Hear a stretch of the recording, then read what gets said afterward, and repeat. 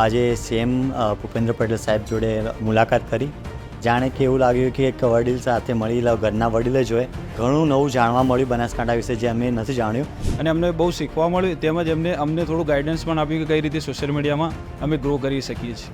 અને અમારા માટે તો ખૂબ મોટી વાત કહેવાય કે સીએમ સાથે અમારે વાતચીત થઈ અને ખૂબ સારું લાગ્યું. સાહેબે અમારી નોંધ લીધી, સાહેબે સલાહ સૂચન પણ કર્યું અને સાહેબે બે વાર એવું પણ પૂછ્યું કે તમારા કોઈ સલાહ સૂચન હોય તો પણ તમે મને સીધા રજૂઆત કરો. એટલે આ એક નવી પહેલ છે સાહેબની. મારી ફિલ્મ માટે અને આગળના ભવિષ્ય માટે એમની જે શુભકામનાઓ પાઠવી એ મારા જેવા એક નાનકડા કલાકાર માટે જીવનની સૌથી મોટી અને ખૂબ ખાસ મોમેન્ટ હતી.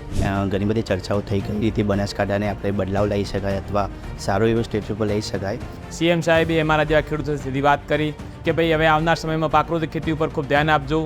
તે તટસ્થ અને નિષ્પક્ષ સારી અને યોગ્ય જે છે એ સરકાર સુધી પહોંચાડે છે, સરકારની યોજનાને પહોંચાડે એવો વિશ્વાસ એમને બેસવાના કારણે કરી અને તેમના બિરુદાવ્યા હતા કે તેમની કામગીરી ખરેખર બંને બાજુ સાચી છે. નાની મોટી શિખામણ આપતા કીધું તો તમે એ સુનિશ્ચિત કરો કે તમારા કન્ટેન્ટથી માત્ર લોકો પ્રભાવિત ન થાય પણ એમનામાં પરિવર્તન પણ આવે.